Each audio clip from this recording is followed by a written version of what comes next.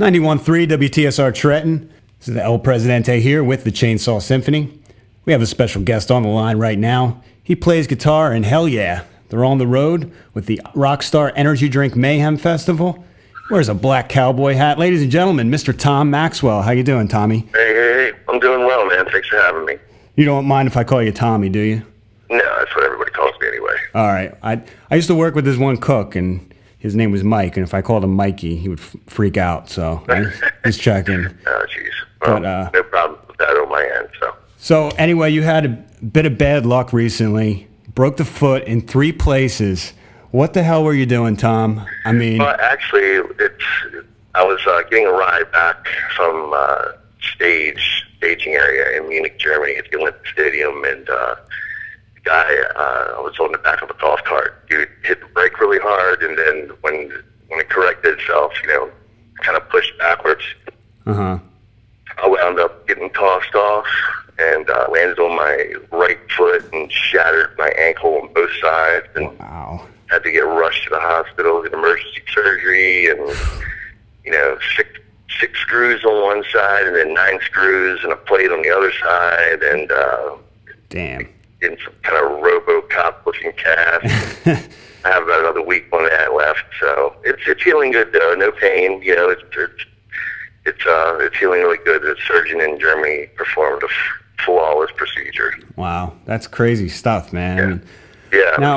Now, did that happen because you were going drink for drink with Vinnie Paul? I read that you were watching Kiss before this happened, so... Actually, there's nothing exciting, man. There was nothing, I could say, I was partying my ass off, because it really wasn't. I mean, it was just an accident, It could have been prevented, obviously, but, it was nothing exciting, man. It's just, I'm getting a ride back, next thing you know, I'm laying on the ground, holding my foot together. It was really weird. Probably would have been better if you had a buzz on, maybe take the edge off.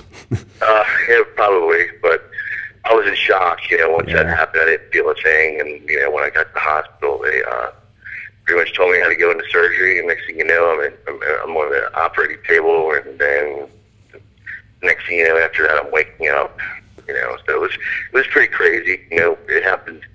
Like I said, in Munich, Germany, it was a little terrifying waking up in a foreign country in a foreign hospital, and when you're really speaking English, fluently, and sure, I bet. But I had to stay there for a few days, and luckily we had some people from our management team out there, and they were there to take care of me, and I really didn't feel any sense of relief until I was on that flight back to Baltimore. Right. Once I was on that flight home, then I was like, okay, now I can breathe a little bit. Yeah, get out of the goddamn hospital in Germany. Yeah. And all in all, man, it's amazing because, over here in the States, it's something like that with hospitalization, surgery, the ambulance, all that, it probably would have came $20,000-$30,000 probably. That's what I was going to ask you. A lot of musicians like yourself don't have health insurance. I mean, I have health insurance. Okay, good. I like myself. Yeah, I know. I do. And the band does. We run a legitimate business. We have employees and stuff, but you got to invest in that. I didn't have any of that information, so we had to kind of throw our our credit cards down to take care of stuff. Obviously my insurance is going to be covering it and stuff like that, but it could have been way worse. Like I said, over here, you're talking $20,000-$30,000. Over there, it was like under 10 grand American for what I had to go through, which was pretty cool. Nice, man. Good. Yeah, that's scary stuff. You got to invest in your health, because without that, you're not doing shit. So. Yeah, I mean, a lot of people. You're right. A lot of people don't have health insurance. And it's a scary thing. Me being a parent, I have to. I live a pretty straight up life and kind of casual at home. I just make sure that everything is, in my life is well taken care of. And thankfully, I did have insurance that was going to recover it. So good. That's good stuff. Now, as you said, you get the boot off in about a week. Has it been tough playing out there on stage? And is this going to set you back? Like, are you a real physical guy? Is this going to stop you from shooting hoops or anything like that in the long haul? Yeah, a little bit. It's going to be it's going to be a little bit of an effort to make sure, I don't strain my leg or anything like that. Like I said, I have a little, a 6-year-old at home that, wow. wants to play, and do stuff outside. And, on stage, I'm pretty much sitting down right now. There's no way I can't put any ample weight on my leg at all. Mm-hmm. So I'm pretty much just sitting down in front of my rig and playing the gig. So it's a little rough, but in about a week or two, I'll be able to, once I get like an updated X-ray of where my healing is, I'll be able to determine whether I want to get back up on my feet sooner rather than later. Okay, yeah, it's got to be tough playing, like Say When or something on stage, like a real intense part comes. You probably, like with the adrenaline, your tendency might be to... Believe me, man, I'm sitting there and I want to get up so bad. I got like, every night I'm looking over to the right, I got Gary Holt, sitting there on the side just watching and giving me a thumbs up and shit. But that's cool to have support from everybody. All the other bands and stuff. Everybody's being, very supportive. And cool. But what else am I going to do? This is my job. It's what I want to do. I'm not going to sit out like a pussy and not play. Just exactly. No sick days in rock and roll, man. Yeah. It's cool. So you said you got a little guy at home. Is that the toughest part of the road, man? Being away from the family and. Absolutely. Totally is. He, I have a very, very tight-knit family, and it's always the roughest part is leaving home, and he's not a big fan of it, but he understands, he's, ever since he was born, he knows, Daddy's going to go away to work, what I mean? Right. He drops me off the airport, that means I'm going to work, and, but yeah, it's tough, I have to, thank goodness I have the help of certain pharmaceuticals to keep my mind be able to cope a little better, you know what I mean? Gotcha. Yeah. Do you find yourself like spoiling the guy when you get home, like trying to make up for lost time? Well, yeah, I am that. If I do have a weakness, it is that I spoil my child pretty bad. But I try to overcompensate for not being there. That's just how I am. Now, if it had been about 10 years from now, something like that, your boy says he wants to get into music, what are you going to tell him? No. I mean, it's different nowadays. You know what I mean? Like, I feel bad for a lot of these young bands that are trying. It's hard for them to make a living. Yeah. We're fortunate that we're out there working and we're putting asses in seats still, and but new bands coming up, I just don't see how they're going to be able to afford to do it. There's a lot of bands out there that are established that just cannot afford to. They're not making any money. Yeah, it's tough. They could be great bands, great records, but guarantees are so low for these bands that they can't even afford to get out there and tour.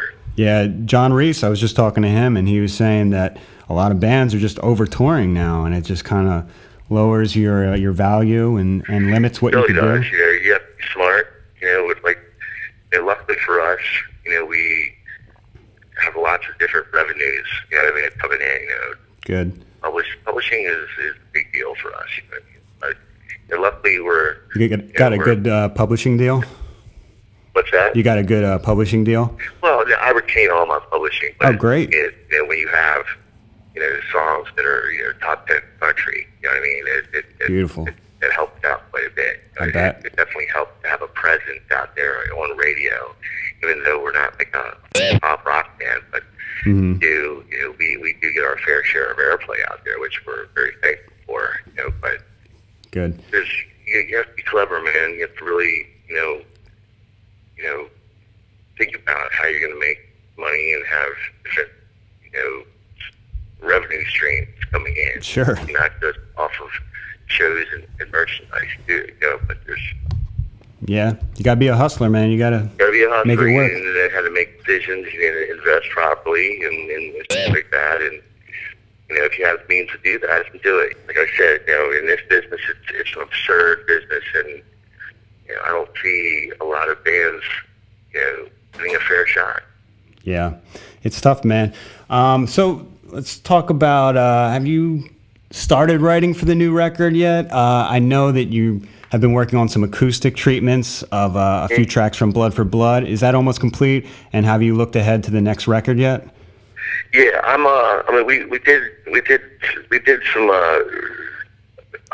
acoustic versions of a few songs off of Blood for Blood that still are not finished yet. Okay. But we'll wind up probably putting them on a future release. After we do this tour, we go to Australia, New Zealand, Japan. Wow. And then we get back in September. That's when we're taking a break. We're going to pretty much call it a day with this cycle and take a couple weeks off, and then I'm going to go down to Texas and start working with Vinny, writing another record. And once I get a couple weeks in with him, and we get half a dozen songs, pretty much just kind of, I don't want to say written, but ideas. Kind of the foundation is laid out. Yeah. And we'll go back to Vegas and get with Kevin and start bringing in the rest of the boys in and start putting this record together.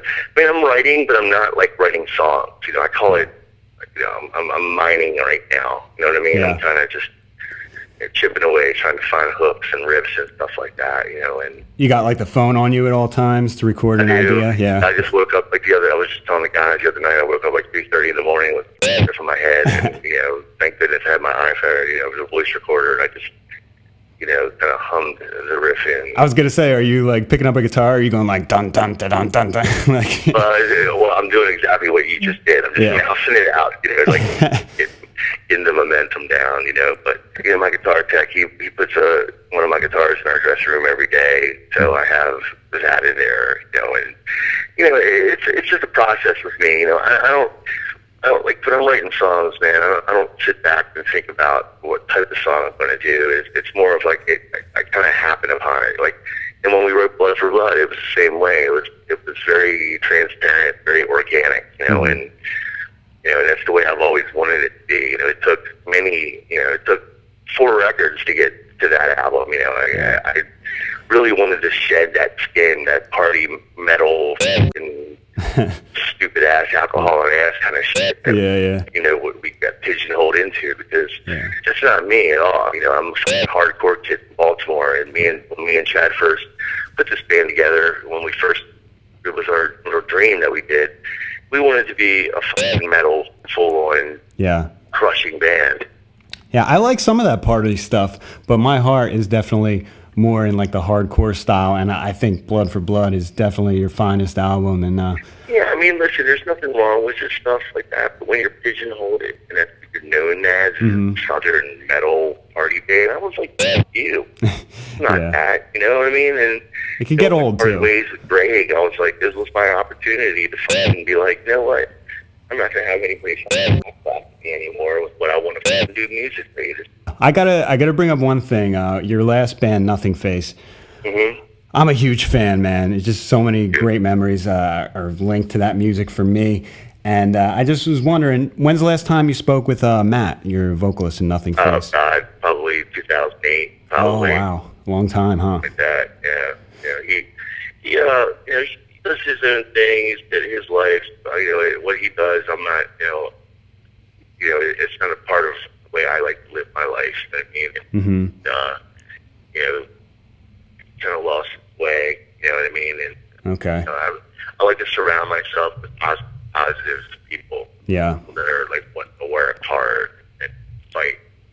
Has he been involved in anything musically that you know of, or you just it's off your radar? I have no idea. I honestly don't know, man. I wrote him out of my life. Put the nail in that coffin there just a long time ago. Oh man, that sounds brutal. Sucks. Tommy, I talked to Bill and all that, but Matt, he's shit. You know what I mean? And that sucks. That's the way that he chose that lifestyle. You know what I mean? He chose to be a fucking loser. He abandoned who he was. He abandoned his art for drugs. You know what I mean? That sucks. Whatever, man. He can have it. I don't wish him no harm. I don't wish him any bad luck. Wish him health and happiness. But I don't want him in my life anymore. Yeah, you got to cut people like that out, man, because it just brings everybody down, and it's just a shame. Listen, I'm in a band with my best friends, and we're going for it, and when there is that negative stuff, it's not healthy, man. I don't like the way, like I said, I'm a different person than I am when I was in that band. Since then, I've become a parent. Yeah. So I've gotten into a band. We've all been fighting demons and cleaning out our closet and like getting rid of the shit and bringing this thing down. Yeah. That's Vinny, that's Dad, that's me, and we're set up pretty good. It's the next record is I'm looking forward to going in and getting it going and just keeping it going. Cool, man. Well, I can't wait to see you guys on Mayhemfest this summer. I'll be at the Camden, New Jersey date. Sweet. And Sweet. I just gotta ask you one more thing. It's a little bit of a personal question, but you're on the road for a long time, like we were talking about, missing your kid and everything. So I'm sure you're missing your wife. You ever send the wife like a dick pic just to keep the romance alive? Be like, Never. 7 more tour dates till Mad Max is unleashed or anything like that? No. I never do that, man. To me, it's kind of tasteless, actually. I think. I do it for my wife. I feel like, I don't know. I feel like we're dating. I did it when we first started dating, and now every few months when I feel things are getting just a little too tame. Not a bad idea, I guess. But with today's technology, you don't know. It has to be safe somewhere. I don't trust it. Yeah. Well, you just got to take it at the right angle so you look like King Kong. I'm like the Ansel Adams of the dick pic. I could like... Go from the bottom up. Right, exactly. You know what I'm talking about. I think you might have sent one. Fantastic. It's like the chubby girl on Facebook or whatever who knows exactly the right angle to make herself look cute. That's how I am with the dick pic. It's amazing. Yeah, so if you could leave that legacy behind, they're like, holy crap, Tom was huge. That's funny. That's funny. Cool, man. Well, I really appreciate you taking the time to talk with me today. I can't wait to see you guys on Mayhemfest. Everybody go out and check out Hellyeah. And is there anything you'd like to add before we wrap this up?